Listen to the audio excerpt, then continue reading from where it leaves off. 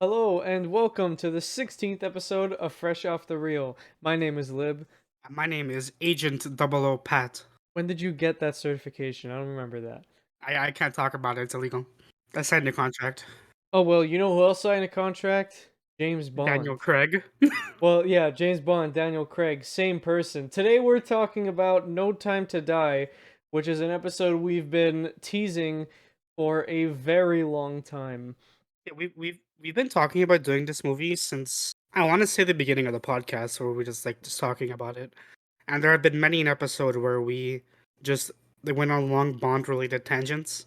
So here it is, the episode someone has been waiting for. At least one of you is very happy right now. Well, I'll tell you, I was very happy when I watched this movie because it's really good. Yep, I quite enjoyed this one. Yeah, I gave it 4.5 stars, almost a I think five. I think I gave it 4 stars. I want to say. I think you did. Letterboxd says you did. Then I did. I meant to rewatch it today, and then I didn't. So Oh yeah, that's true. We rewatched all of the Craig movies in anticipation for this episode, and then Pat forgot to watch the one we were actually gonna talk about. I didn't forget. I just didn't have time because I started watching the movies too late because I was distracted. Oh well. So I had time, and then I had no time to die. Ooh. Well, I think it's time to talk cinema. There's going to be so many time puns in this episode. So, No Time to Die came out in 2021, directed by, I'm going to butcher this name, excuse me here, Cary Joji Fukunaga. I said that wrong. I know I did. I don't know how to properly pronounce it, but hey, I've never heard of this director in my life. There's not a single movie in his list that I've seen. Have you seen I any think of the these? only I haven't seen anything that's currently out, but I know this person was directing the Tokyo Ghoul live action movie, and that's it. This is the only movie of theirs I've seen. For a first move, first impression, really good first impression. I mean, it's a lot to handle, like I imagine getting called to direct a James Bond movie is a pretty big thing. It is. I can't, especially like jumping into what was widely known to be this James Bond's last movie. That's a tall order from what seems to be like a brand new director, or at least an unknown director. But he did a fantastic job. Yeah, so I'm gonna read the plot synopsis like we always do. So this is coming from Letterboxd. The mission that changes everything begins. Dot dot dot. Bond has left active service and he's enjoying a tranquil life in Jamaica. His peace is short-lived when his old friend Felix later, I forgot how to say it, from the CIA turns up asking for help. The mission to rescue a kidnapped scientist turns out to be far more treacherous than expected, leading Bond onto onto the trail of a mysterious villain armed with dangerous new technology. That's a pretty good description, I would say. Yeah, It tells you everything you need to know. yeah. Granted, this movie's not too complex in terms of like what happens, right? It's a Bond movie, and those are usually pretty straightforward. But this one, especially, I find is like really straight to the point. Yeah, there's only It's like one thing that can possibly confuse you, and it's like the way Heracles works, but we'll get to that. yeah, it really is a just a weird supervillain weapon. So, Yeah. it doesn't. Yeah. It just works. Just leave it be. It just works. Yeah, Well, let's get to talking. Yeah. yeah. Like we'll just run through the cast because this has an all star cast of big names that even 'cause, like the Bond movies tend to have like maybe one big name aside from James Bond's actor, but this one has had like some big heavy hitters. I wanted to pay special mention to Rami Malek, who I love in Mr. Robot and don't love in this movie, but we'll get to that. Yeah, we'll get to that and when we get to that. Arma de Armas, who I love, who was from Knives Out, and I love her. Yeah, also Christoph Waltz for like 10 minutes, not even. And I think Ana de Armas for even less. Yeah, she's in like 15 minutes of this movie. And Lashana Lynch. Get used to her because apparently she's the replacement for Bond. Apparently, this is what I heard before the movie, and I can't seem to find a source anymore. Anyway, Yeah, I think it was but just Source Trust Me, bro, because I it don't might have been, remember. but we'll have to see. We'll have to see. So I mean, like let's get into it. So what this movie's basically, what this is, it's the big dramatic conclusion of Craig's era. Now, the first Craig movie, Casino Royale in 2006, did something different. It completely rebooted the James Bond timeline, because now we have two different eras. We got the classic era and we have the Craig era. And I imagine the next movies are going to take place in the Craig era, maybe like after what happens in the end. By the way, big spoilers. Please watch this movie. Yeah, hey, look, if you haven't seen this movie, one, why? And two, you should go do that before you listen to the next couple of words Yeah, because here's they're big spoilers. yeah, here's your spoiler warning. Three, two, one. James Bond dies at the end. That is the big thing. The big thing in this movie that fucks everything up for the future is that James Bond, the character, dies. I don't think anyone's is or should be really surprised about that. I think like the hardcore James Bond fans know at this point that we've run out of books for source material. Yeah. As of Quantum of Solace, that was the last movie that was adapted from a book. And something that everyone knows is Daniel Craig hates playing this character. Hates with a burning passion. Yeah, So I don't think it's too surprising that they killed him off. Um, just because I feel like if they decide to continue telling stories with this 007, they would have just held down Craig for as long as humanly possible, because that's how it is nowadays, right? It's not like the old era Bonds where like you could just switch actors and it's fine. Craig has played Bond the longest out of any actor at this point. He's been in the most movies, I believe. oh no, that would be Roger Moore. Oh, it's still Roger Moore. Okay, Yeah, it's interesting. still he was in 6 movies, I think. If Okay, I'm so not. by one, but I like, especially in this generation of film, Daniel Craig, his face is James Bond for a lot of people, and I don't know if they could have replaced him. I think it would have really been a situation where they kill him off or they strap him in for life. Like it's a similar situation to like Robert Downey Jr. and Chris Evans, where Yeah. like they are the character now. Creatively, that's boring, so I understand why these actors want to branch out and do things. But I doubt the studio would have let Craig go if he was still alive to do more movies. If the character was still alive to be in more movies, I should say. Daniel Craig's alive. I want to Yeah, clarify that. Daniel I Craig mean, didn't I mean die. James Bond. So yeah, so I don't think anyone should have been surprised with this outcome. Personally, I think it's handled very well, but we'll go into that more later. This is Craig's last Bond movie forever, hopefully, for him. Quick editor's note. I just thought it was worth mentioning that in any of James Bond's novels or short stories, at no point in any of those does he die. So this is the first time in James Bond history, including the books and short stories and all that stuff, that he dies. I just thought that was worth mentioning. All right, back to the episode. In at the end, like after the credits roll, like after all that said and done, it says James Bond will return. This is the thing that confuses everybody, because we all knew that there would be a different 007. And but at the end it says James Bond will return. Now this could mean either these could mean two things. One, they're fucking with us and it's gonna be somebody else, but they're gonna call him James Bond because they're gonna be like, we have to carry his legacy. Or two, they're gonna reboot the franchise again. I don't think they're gonna reboot the franchise. That sounds like a bad idea. Personally, I'm expecting a reboot the franchise, but and this isn't rumors. This is confirmed by Tom Holland. I know right away.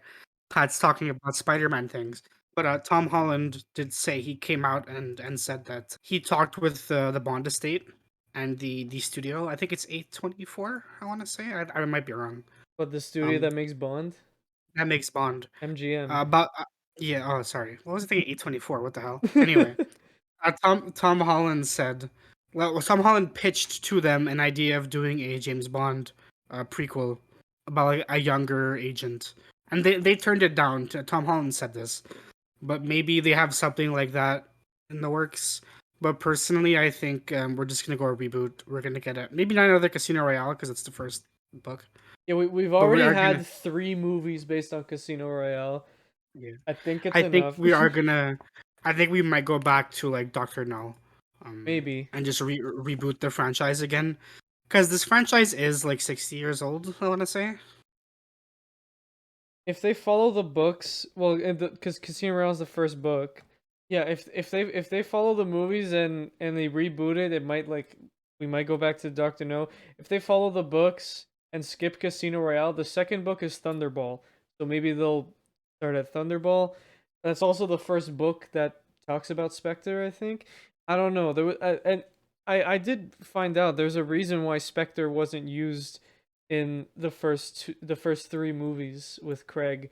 There was some kind of licensing issue with the author or whatever. Not with Ian Fleming, but like No, it's with the Bond estate.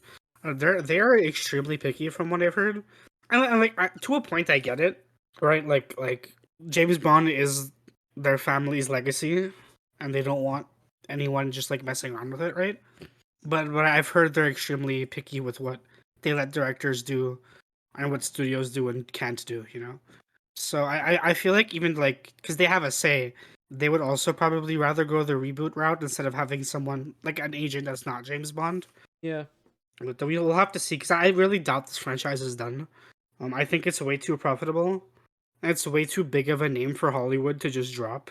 But we'll have to see what happens going forward. So this movie picks up where Spectre and like James ended up with Madeline Swan, and he put a baby in her, and then the movie ended.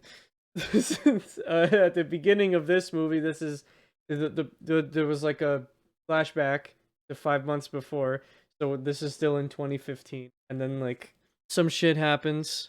He I think James thought Madeline betrayed him, put her on a train, and that's where the plot starts. And then it's 5 years later. Yeah, which is weird because I think 'cause before this movie, like Lib said earlier, we watched the first four. Yeah.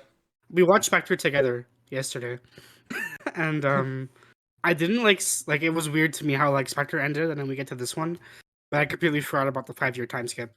This is why we watch movies before we record. This is a note for the audience because I'm like, wait, why? If this takes place immediately after Spectre, why is she mad?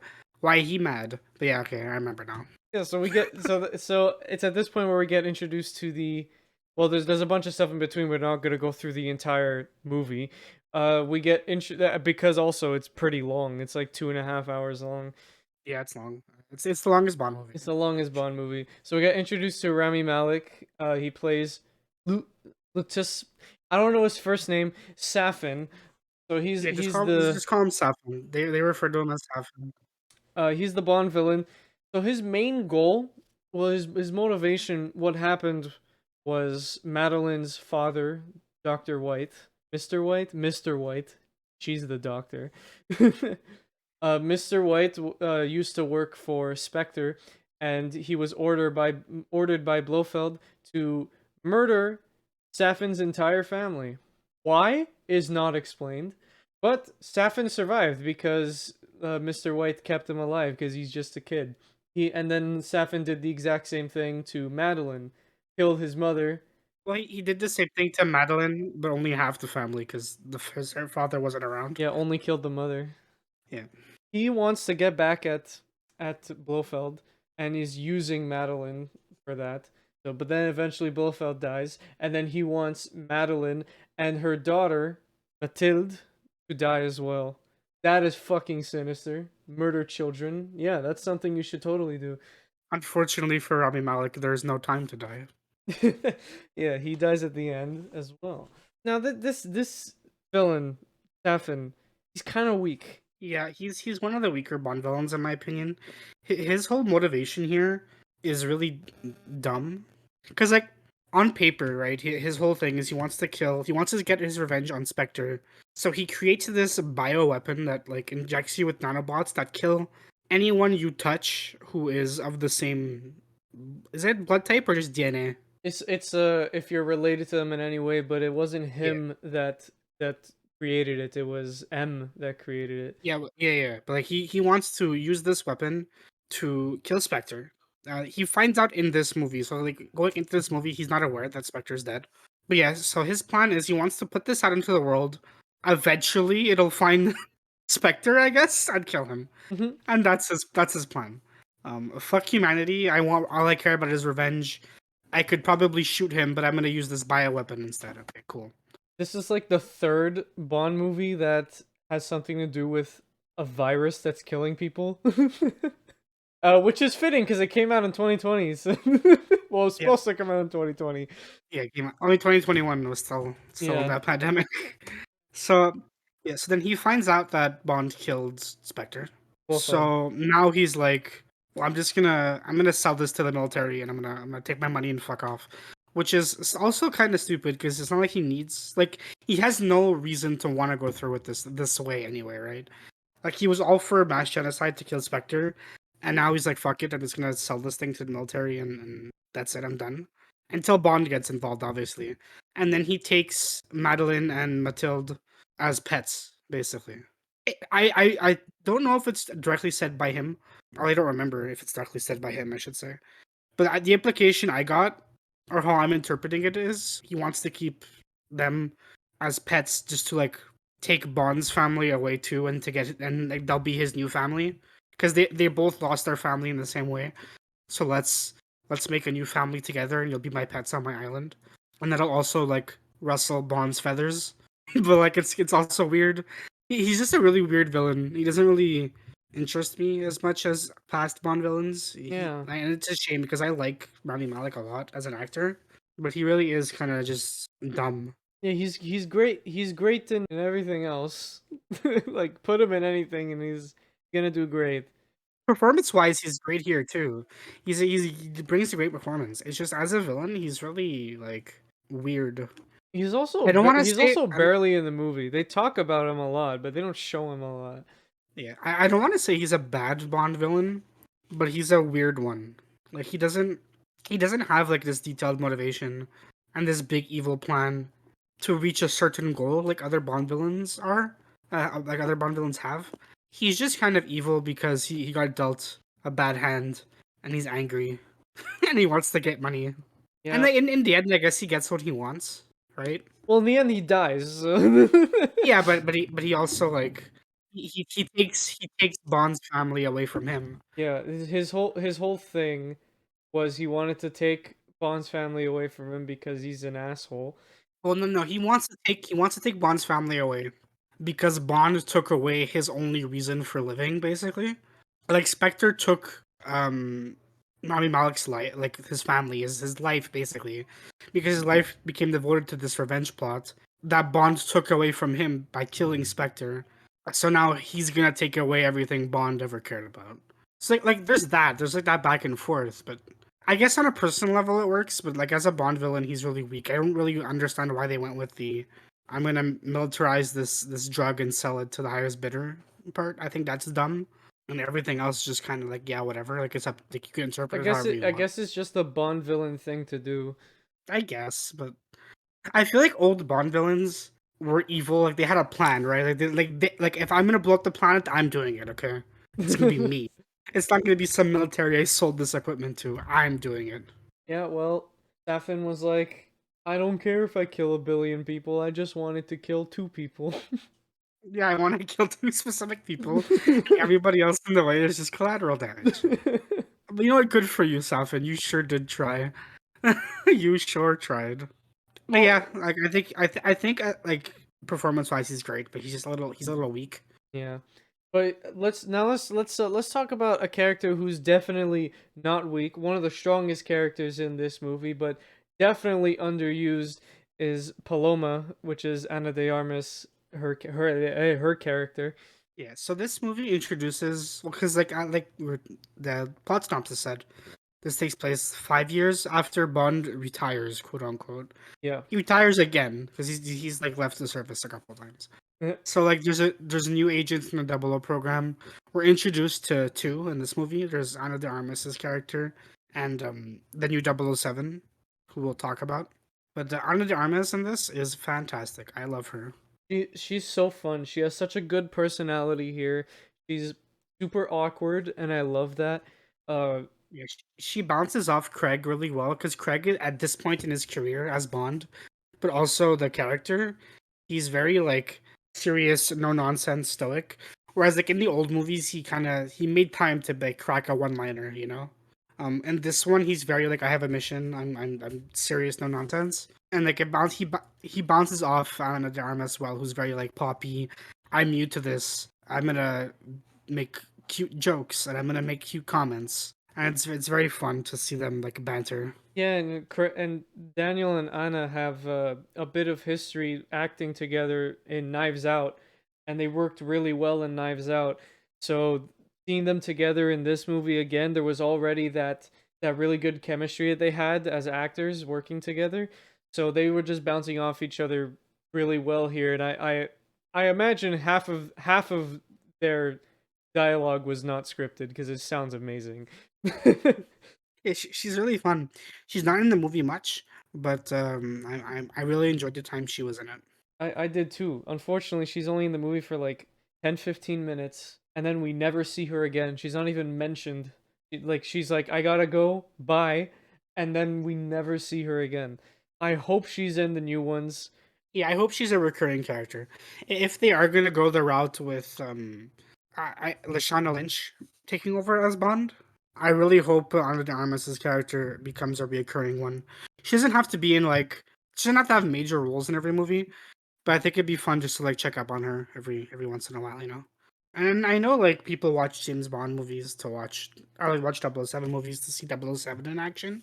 But like the rest of the Double O program is something we don't really get to see or hear about much. Yeah, at most, it's in GoldenEye, because 006 is a major character in that movie. And I don't know about the books, but apparently the books go deeper into the the other double O members. I was looking up on the wiki, and there are named characters in the double O program that don't show up. They're just named. So hopefully the next double O movies focus on some other agents as well as 007, because yeah, 007 is the famous one. Everybody knows them. Like, if we see some other ones, that would be pretty cool. Maybe Yeah, 006 and could come back. Who knows? maybe 006 come back, maybe Ana de Armas could come back as a proper double O. I think it'd be fun. Like now that we're at the point of the franchise where we can stray away from focusing on the one character, it would be pretty cool if they take this opportunity, right? Yeah, I would love that. Well, speaking of 007, the new 007, Nomi, well, she gives up her 007 credentials near the middle to give it back to Bond. But since Bond dies, it's assumed that she's again 007. I'm kind of like in the middle about Nomi. I like her. I like her. I don't like her the cliched oh the old versus the new, like, oh, I'm gonna make snarky comments every time Bond is in the room. Yeah. Oh, I'm gonna question authority whenever people like give him more power than they're giving me. I like it. Like I find a lot of her interactions with James for the first half of the movie. But this is like all her interactions with Bond until she gives him the mantle back are very cliche, and it kind of takes away from her as a character.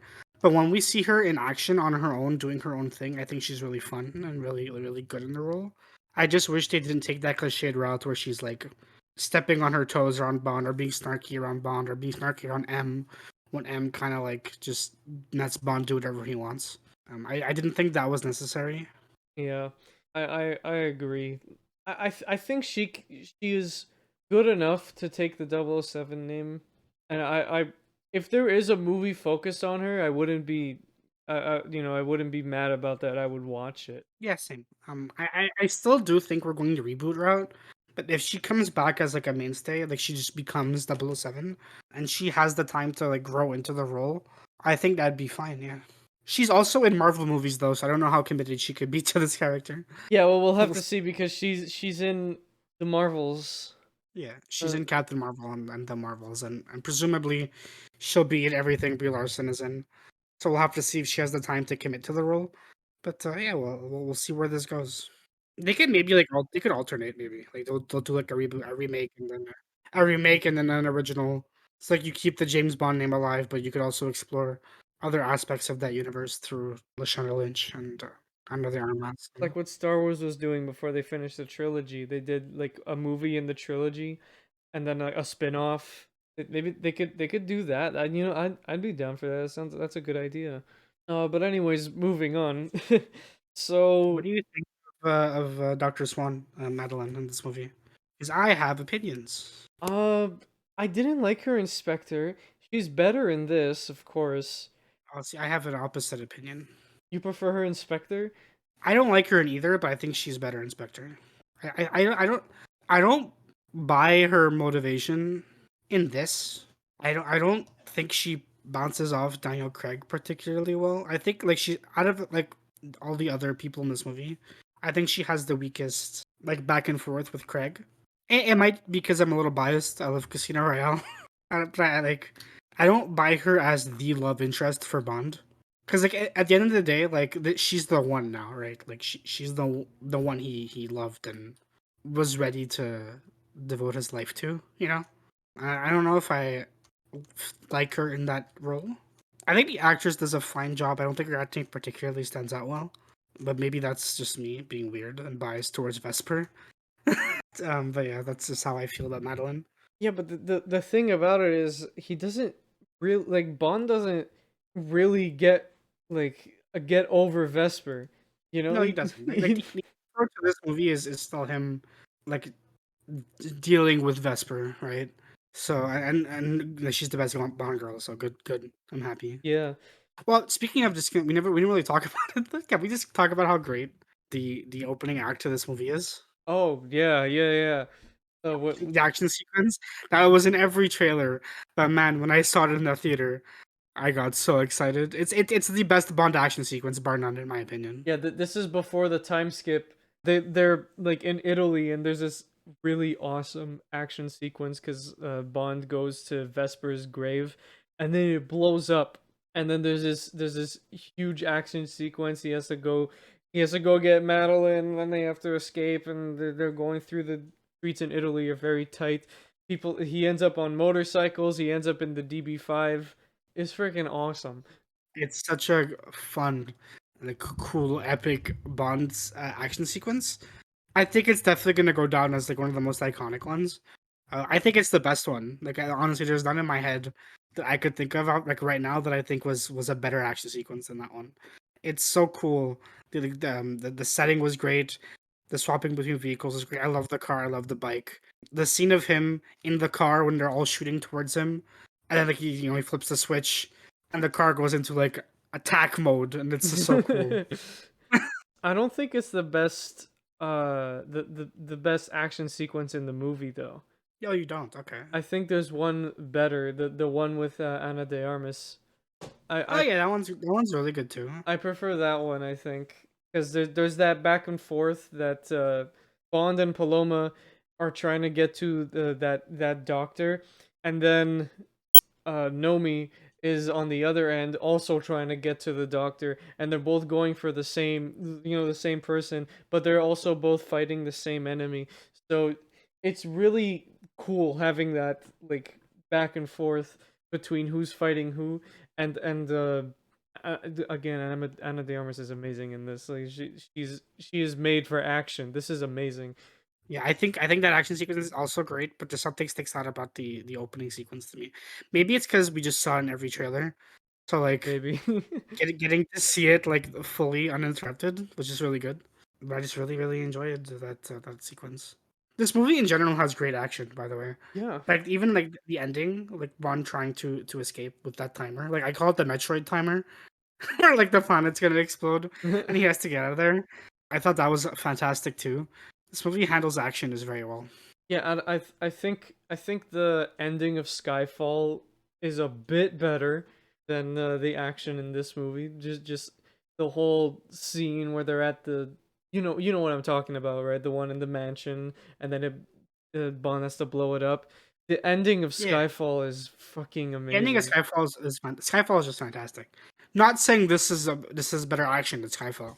Just that this has really good action. Just in general.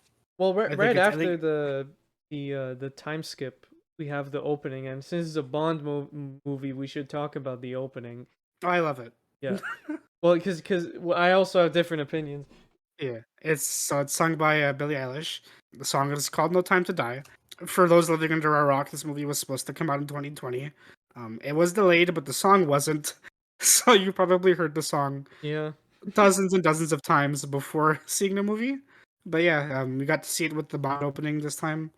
I really love the song, but I like Billie Eilish as an artist. I like the opening. I don't think it's one of the better. I don't think it's one of the best ones, but I do really enjoy it.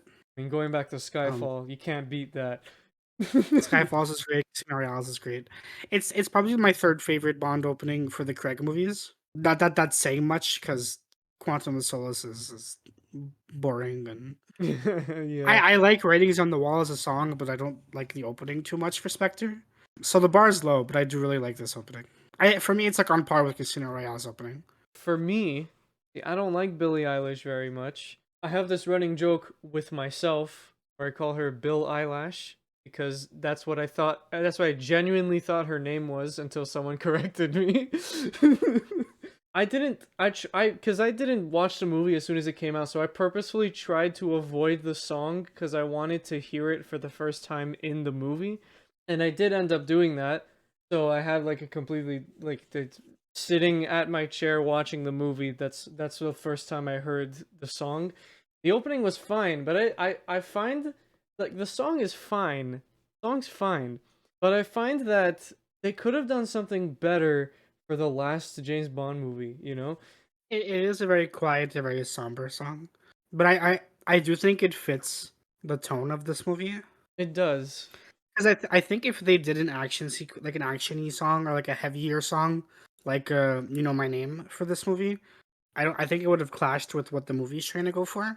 So I think it fits. It's just it's not like this grand epic for the final Bond movie, you know, or the last Craig movie. Take the song out of it, like for the actual like opening, the visuals are really cool. A trend that I think that started at Pierce Brosnan's movies, where the openings actually tell the story of the movie. You can loosely figure out the plot from the openings, and this one's no exception. You got the like DNA, the DNA thing that's made from the bullets of the guns symbolize how the that Heracles only kills people that you want it to kill, and then you also have the skull near the end symbolize the Bond's death, and also at the very beginning of the opening you have the dots from the first movie from Doctor No. That was a nice touch. I really like that. Speaking of you mentioned Heracles. We didn't really talk about it much. Oh yeah. We'll talk about this stupid bioweapon Can we talk because I about don't this like thing that it. was pulled from a Marvel movie? Yeah, I don't like this thing. I think it's a really stupid, contrived, plot convenient weapon that ultimately does nothing. It's 100% plot convenience. It's the only reason Bond dies, and he doesn't even die from Heracles. Like, is it explained why M was developing this? Was it just a way to control the population? I don't I remember. think he was no, they didn't say. They didn't say because I remember Q was like, "Why did you even make this?" And he was like avoiding the question. But apparently M has had Heracles being developed for 10 years by the time, so he started in 2010 and it's 2020 in the movie, so that's happening. And what Heracles is, it's a bioweapon. The nanobots that will bond to that will go in your bloodstream even with the slightest touch. Like if you touch somebody that has Heracles, instantly you have it. Yeah, Yes. I don't know how that happens, but yeah. And if you touch someone you're related to while having Heracles, they die. No. No? Heracles has to be programmed to kill specific people because Oh, okay. the way Okay. it works Okay. is first you have to get the DNA of the person you want to kill, or the DNA of a relative of the person that you want to kill, because the genetics. So that's why you saw at the beginning of the movie when Safin had that interview with Swan. he had a lock of her hair. You remember that? Right, yeah. That's how he was able to make the Heracles virus To kill. to kill her and her daughter. Well, it And would just kill. Oh, yeah, it would kill both. Yeah. yeah, would kill both of them because they have the same Yeah, they have DNA. the same name. Yeah. So Heracles has to be programmed to a specific DNA, and it'll spread across the entire world because it spreads so quickly, and it'll eventually find the person that's trying to kill and then kill them. But then any relative that tries to touch them, because they have the same DNA, they'll also die. Now that makes sense, kind of. Because, like, okay, they have Bond's DNA, and if you remember at the beginning, they try to kill Bond with Heracles, but they end up killing all of Spectre because the DNA was switched to a different DNA strand. But what's weird is that it kills everyone in Spectre, but not everyone in Spectre is related. So how does it kill everybody? That's the thing that doesn't make sense. That's the thing that's confusing. Because It no one in it's Spectre is related by genetics, so how the fuck did it kill all of Spectre? it's weird movie bioweapon shit. Like it's like the drug in Resident Evil. It Yeah, just works. it's plot convenient. It kills people who are important to the plot. Yeah, when it's convenient, it kills you. That's also how Ernst Blofeld dies, because Bond, is Swan puts Heracles for Blofeld on her, and then Bond touches her, and then Bond touches Blofeld, and then Blofeld dies from Heracles. It's the stupidest plot device in any of the Bond movies. It doesn't make sense. I hate it. And the reason why Bond dies in the end, I guess we'll talk about the ending now, because it leads into it. So before Bond shoots Safin like 6 times, he breaks a vial of Heracles that's designed to kill Madeline. He puts it on Bond. So now if Bond even goes near and touches Madeline, she'll die. And if he touches Yeah. anybody else, they'll contract it and then they could spread it to Madeline. So he thought the best thing to do would be to essentially commit suicide, but Yeah. in a very heroic way, because they had to blow up the island that Safin was on. So Bond launched missiles to the island, and the plan was to get out, but then he got infected with Heracles. So he stayed on the island while it blew up. It's an amazing scene. I love it. Oh yeah, yeah. It's a great scene. It's very like cool and dramatic. It's just it's a shame that's tied to the stupid movie drug. Yeah. Because like Bond had to die in that scene, right? Because if he got out eventually, like he'll just infect enough people that like Madeline's not safe, and his daughter, who we completely skimmed over, but Madeline's daughter, Mathilde, is James's daughter. Yeah, I remember at the beginning of this episode when I said he put a baby in her? That was the baby. So if Bond gets off the island, his family is dead. It's not even a situation where he'll never see them.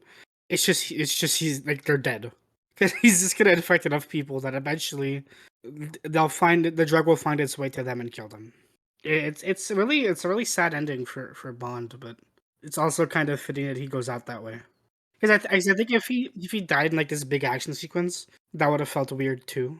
Yeah, because he's like a master of action, so he wouldn't die. Yeah. Yeah, so like him getting like a quiet moment and then like he's dying but like he's happy. It's like it works. It's good. Yeah, and like right before he dies, it's like confirmed that Matilda is his daughter, so that was a Yeah. good I mean, scene. they like lay hints. I think the biggest one is her eyes. She's the only character whose eyes aside from James Bond's that they put any focus on at all and she has the same eyes. Yeah, So like it's really obvious and even Bond questions it like, "Oh, is it mine?" And yeah, she right says away. no. Yeah, he's like and she says no. But he's like, "Nah, nah. That's mine." That is my Um, child. It's like yeah, Dwight in The Office. yeah. So like, it's not like it's not a secret they try to keep, but they do keep the confirmation till the end of the movie. My favorite scene in the whole movie is when like right after his death, there's M Moneypenny, Lashana Lynch, Q, and what's the guy's name? Tanner. Tanner. That's him. So all of them, they like have a toast to Bond, and they put Bond's 007 badge on a table, and they put a drink on top of it, and then at the end they clink it. So that was a really nice scene. I really liked that Yeah, tribute. it's a cute moment. There's no way like they could pull a bait and switch and he's actually alive anyway. So like they didn't need to do that. But I think it was a cute like nice last send off to James Bond as a character and to Daniel Craig. Because everybody in the room is a Craig character, right? So I think it was a nice send off for him. I think this movie overall is a nice send off for him. If Spectre was his last movie, that would have left kind of a bad taste in my mouth. So I'm happy he did this last one because God knows he did not want to. I'm happy he Yeah, did this last, and they did send him off nicely. Like they handled it well. it was a really good movie. It's one of the better Bonds, like as a whole, in my opinion. It's Same. Yeah. Yeah, it's the third best Craig era one, but there's only five to go off of, and two of them suck. So yeah, Yeah, yeah. The bar is kind of low, but yeah, it's really good. And it just says a lot about how good his era was. it Um, really was a yeah, great era, and if it's funny because it followed a pattern of good, bad, good, bad, good. yep. Until his last movie. Yeah, it's Yeah, I really enjoyed this. so it's saying a lot when we say that this movie is up there with the other Bonds like Goldfinger, From Russia with Love, Goldeneye, On Her Majesty's Secret Service, like the really really good Bond movies. Yeah, I rewatched the entire series, like the entire franchise, during the pandemic. So I had like a fresh ish list made, and there's 26 movies, I think 25 movies. 25. Well, Yeah, it breaches the there's 20, there's 20. No, it's 26 including Never Say Never Again. It's 28 if you include the original Casino Royale. Well, it's 28 if you include both original Casino Royale. Yeah, I only included the theatrical main Yeah, series Bond the movies, so Eon 25. ones, the Eon ones. Yeah. It's in my top 10 for this series. It's right below Skyfall, and like they're tied for me. Like in terms of quality, they're on the same level. I really like these movie. This movie, it was really good. Yeah, and coming from a guy whose number 8 favorite movie of all time is Skyfall, according to my list that I made myself in like 5 minutes, it's it's very very good, and I highly recommend it. 4.5 out of 5 for me. Out of 5 from Pat. Very good movie. Would recommend. See it in theaters if you can, because I think it's still in theaters. It might be in certain countries. It's not here, but we don't have theaters here anymore. Go watch this movie. Go watch the other James Bond movies. I love this character and this franchise. I am cautiously optimistic for where this franchise is heading in the future, because there's no way they're killing off this IP. No way. It makes too much money, and Amazon just bought it, so Maybe they could do like a show, like maybe training 007, maybe. and they'll drag Daniel Craig back in somehow. Or maybe it's like 007 the B-sides, and it's like throughout all of the era, it's just random points in between the movies that we don't see, like random Yeah, missions that he's been on. they could totally do something like that. Yeah, we'll have to see when we get there. But with that, I think we're going to move on to Hot Off the Presses. This is the segment where we talk about Hollywood news, things that are happening within the week that we were not here. So, to start things off, we have some statistics for the most streamed movies in 2021, and Luca was number one. Luca was the most streamed movie of 2021. That's kind of surprising, to be honest. Luca was streaming exclusive, so like everybody who wanted to see it had to stream it, right? Luca's really good. It's a fantastic movie. In terms of like quality, I think it's deserving. I'm surprised it's not like a Marvel movie. But I guess these statistics are based on like official streaming services, not like torrent sites. Because then that would probably be like No Way Home. Yeah, But definitely. It would definitely be No Way Home. yeah, I think Luca's great, and I think it's totally deserving of the honor. Yeah, I was expecting what was it? I was expecting something like not a movie that came out on streaming, like something that was already on it, and it would have been a Marvel movie, like maybe like maybe I don't know what's the most popular Marvel movie right now. Was it the Endgame? I don't know. I know a lot of people rewatched it, but I was expecting something that was like already out on streaming services. But this list didn't count movies that only came out in 2021. These were just the most streamed movies. Luca was number one. Yeah, it's Pixar, Disney. It had to be watched from home. It came out during a pandemic, so it's not too surprising, but it's definitely deserving. I'm gonna jump ahead on the list because I feel like this should have been the first one. But James Bond producer Oh yeah. Barbara Broccoli says she regrets not having Daniel Craig to do more Bond movies. You know what? I don't think Daniel Craig agrees. No. I think I think he would have ran 3 movies ago if he wanted to. He did want to, just they kept giving him more money. I think at this point, even if they gave him $1 billion, he wouldn't have come back. Yeah, I'm happy he got out of it when he did because he really probably should have gone out of it earlier. Yeah. But yeah, that's that. We have 3 delays. Mission Impossible 7 was delayed to 2023, and Mission Impossible 8 was delayed to 2024. I don't know the original release dates. I think Mission Impossible 7 was supposed to come out this year, but it got delayed. And the third delay is A Quiet Place Part 3, got delayed to September 2023. I believe it was supposed to come out early 2023. Maybe like I think maybe in the spring, but now it's coming out like right before winter. So yeah, that's a thing. We love delays. Yeah, we truly love movie delays. But speaking of movies, because that's what we talk about, um, we got a runtime confirmation that is divisive because I think we're at the point where people don't like 3 hour movies. Yeah, it's getting too much. We're like I do have to say, like outside of a theater, like if I'm in a theater, I don't mind as much. But when I'm at home watching a 3 hour movie, it really does like drag on. I find. But the Batman got a confirmed runtime of 2 hours and 55 minutes. Now off camera, I made a joke, but I wasn't joking. I hope this movie is just 5 minutes of like Robert Pattinson staring into the camera. He says, "I'm Batman," and then it's 2 hours and 50 minutes of credits. I think the thing that makes it such a slog is like when there's a movie that's this long and you're watching it at home is that since you're watching it at home, like the accommodations might not be amazing.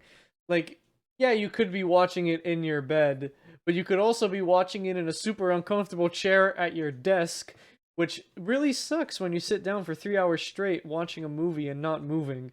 Oh yeah, I've definitely like we've been watching off camera. We've been watching Daredevil together, Yeah. and the past couple times, I'm like, hold on, I'm not sitting. And those are short episodes, like they're an hour long. I'm like, fuck this, I'm gonna lie down in bed and watch it on my phone. He even watched Spectre in bed. Yeah, I can't sit at my desk and watch long things anymore. But I also think like it's a mental thing as well. Like when I'm in a movie theater, I'm stuck there for 3 hours, right? So I'm gonna sit there and I'm gonna watch the movie. But when I'm home watching a 3 hour movie, I could be doing literally anything else. So I have that like I wanna move. I wanna do something else, you know. So I find it's harder to watch 3 hour movies at home. But yeah, that's the Batman's runtime. I've talked about this movie a lot. We're definitely gonna talk about it on the show. I'm really excited. Moving on. Moving on. So we're talking about my list of my favorite movies of all time, and I'm checking it right now because I want to see if I was wrong about Skyfall being number 8. Hey, I was right. Nice. Well, number 5 is Knives Out, and Knives Out 2 has a semi-confirmed release date of fall 2022. I say semi-confirmed because we don't have an exact day, but we know it's coming out in fall 2022. I'm guessing it's coming out on Thanksgiving because the first movie came out on Thanksgiving, and the director Ryan Johnson said that you're meant to watch this as a family Thanksgiving movie, so I'm expecting it to either come out before or on Thanksgiving. But another weird thing is it's coming out on Netflix. It is a Netflix streaming movie. It's not gonna. I don't know if it is coming out in theaters. It might. Don't quote me. I don't. If Netflix owns it, I don't think it is. It probably isn't. But some Netflix movies have aired in theaters before, so we'll see. I'm really excited. I love the first one. We were talking about maybe covering it on the show. So if you want to hear more of that, maybe you'll get to hear that later. But yeah, I'm definitely excited for the sequel. I love the first movie. Yeah. Lastly, this is kind of a short one. Peacemaker is out. It is the spin-off show from the Suicide Squad, Our first episode. starring John Cena's Peacemaker. It's out. I think 3 episodes are out or four. I have not seen it. Lib has also not seen it. I haven't There's seen nothing left to say. it. That's pretty much it. Yeah, that's all for news this week. So I guess we're gonna move on to our final segment, where we're gonna talk more cinema. Yeah, so we're gonna move on to Backlogged. This is the segment where we recommend each other movies, and then we'll take those recommendations and talk about it in the next episode. So last week, I recommended Pat 12 Angry Men, which is a black and white film from 1957 about 12 angry men. Yep, it is a legal drama about a murder trial, and the jury is like cooped up in a room trying to come up with a verdict. That's as basic of an explanation as I can give because that's literally all it is.